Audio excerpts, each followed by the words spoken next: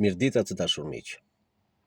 Ikja nga kjo jetë e Fatos Nanos, ish lideri të parë të Partisë Socialiste, 3 herë kryeministri i Shqipërisë dhe një nga pinjollët jo dogmatikë të Institutit të Marksizëm-Leninizmit në kohën e diktaturës, më ktheu shumë prapa në kohë, mbi 3 dekada mbrapa. Po ndërpres emisionin që kisha filluar me leximin e kapitullit 1997 nga libri im Shkrime dhe kujtime e megjithatë jetojmë, duke u kthyer më prapa në kohë me një shkrim timin të botuar në faqet e shtypit opozitar para zgjedhjeve të 22 marsit 1992. Titulli i shkrimit: Epilogu i paradoksit Nano, 22 mars 1992. Edhe paradokset pas kanë lindjen dhe vdekjen e tyre. Në një libër botuar nga ish Instituti i Marksizëm-Leninizmit, ku ka qenë punësuar dikur Fatos Nano, kam lexuar për paradokse si realitete që vërtet përjashtojnë njëra tjetrën, por që ekzistojnë në të njëjtën kohë. Dhe merri si shembull ekzistenca në këtë planet e 2 sistemeve ekonomiko-shoqërore, e kapitalizmit dhe e socializmit, me predikimin se ky paradoks do zgjidhej në favor të dytit. E ç'bëri se ndodhi e kundërta e profecisë së profetëve tanë marksist-leninist. Në djallë sistemi të rojmë ne. Është deviza e këtyre qenieve të tjetërsuara që pasi bën eksperimentin më të gjatë, më të përbindshëm e më të dështuar me Shqipërinë e shqiptarët, kërkojnë të na mbushin mendjen për t'ju besuar përsëri. Për hir të shkencës, shkencëtari duhet të jetë i pamëshirshëm me kavjet e laboratorit.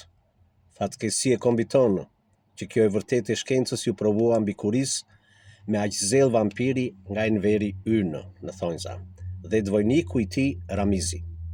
Por ç'është kjo pjellë e tretë që pasi na u servir për kryeministër kapricioz, pas një nate të errët bëri çpakëzimin e sforcuar nga pushteti dhe pakëzimin e pompuar nga nëna e pabesë parti? Në një konferencë shtypi, në mungesë të argumentit, i treti i vërteti në thonjza, Nano tha se është koha e paradokseve. Sofizmave që i kish mësuar me zell në institut, edhe ky sofizm bajat ju mungonte. Më i habitur s'kam qëndruar ndonjëherë para televizionit. Ndërmend më parakaloni paradokset enveriane, ramiziane, që e kthyen në një paradoks tragjik jetën tonë fatkeqe. Dhe kur po ndjenin fundin e paradokseve të tilla, kuzhina e qelbur e tyre serviri një Nano, që si një djalë i pabindur pretendon se e ka vendin tek e majta socialiste evropiano perëndimore. Ruaj na o Zot nga pseudo-teoricienët. Sa për lafologji na mësoi boll shkolla e politizuar. Antarët e Partisë së Punës, ata që përbën shumicën, as që e dinin se një çast do të jetërsoheshin në vijë. Kush më shumë e kush më pak kishte mësuar nga diktatori për të ashtu quajturin rol përçarës, reaksionare e tjera si këto të së majtës evropiano perëndimore. Ndaj aty në sallën e kongresit të 10 të Partisë së Punës, ata u gjendën para një Nanoje që si me marifet prestigjatori ju a ktheu mendjen. Nga t'ja mbanin gjithë ata antarë të befasuar, Miloshi ende se kishte mprehur si Enveri shpatën për të sqaruar situatën.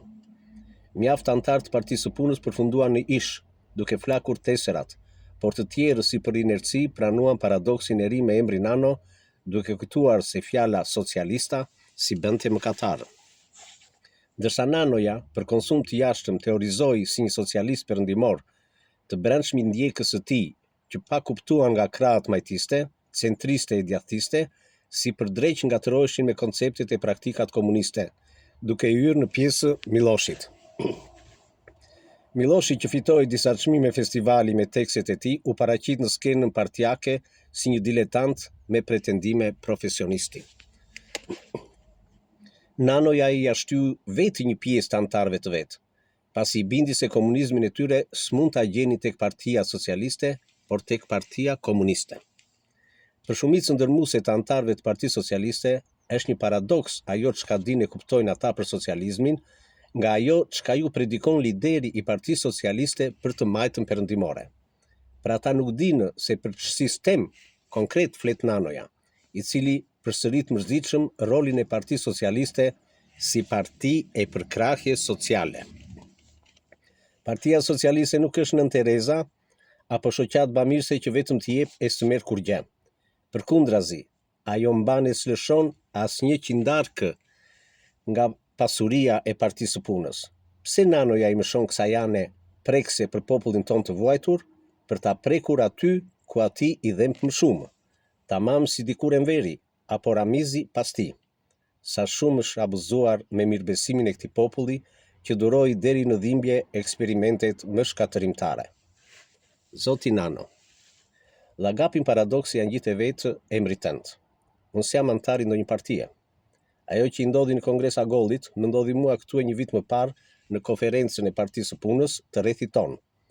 Po ku ta dinin delegatët atëherë se çdo bënit ju në Kongresin e 10, një pjesë brohoriste e ngjyrshëm, Parti Enver, 2-3 të pirë, i amenin këngës për Enverin. Lëreç skena frymëzuese për poetin Hysni Milloshi. Ti u mundove ta mbaj një llambën magjike për ta përdorur vetë 3 herë për të ndihmuar. 3 herë të kaluan si kaluan. Tani llamba s'të bindet dhe askush të ndihmon më. Populli s'ka nevojë thjesht për përkrahjen sociale që ti e trumbeton si çelës magjik të Partisë Socialiste për të thithur votat. Ai do që të provoj tashmë atë që se pati dekada të tëra, lirinë e vërtetë për të vepruar, punuar e fituar, i bindur se këto energji i andrydhi, ja zvetnoi e përçudnoi regjimi diktatorial. Kjo liri e vërtet i hap rrugën e suksesit dhe mëson vetë si të zbutë, si t'i devijoj dështimit.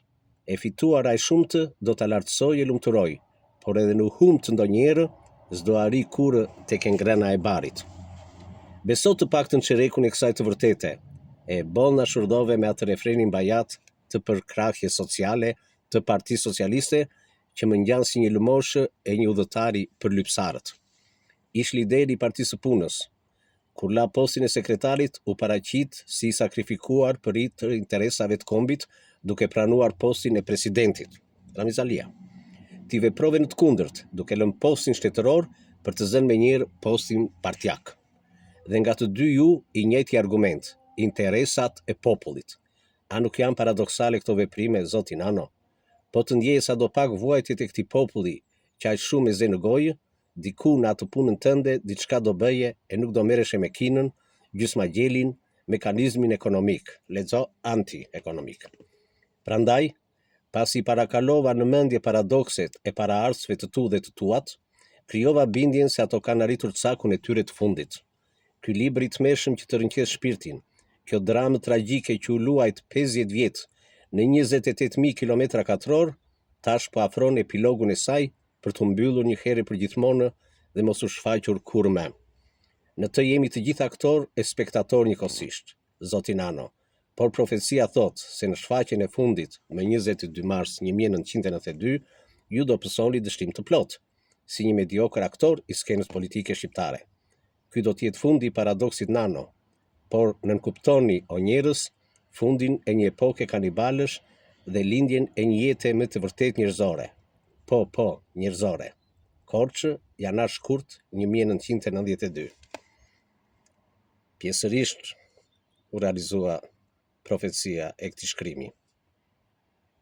Fatkeqësisht. Ju faleminderit.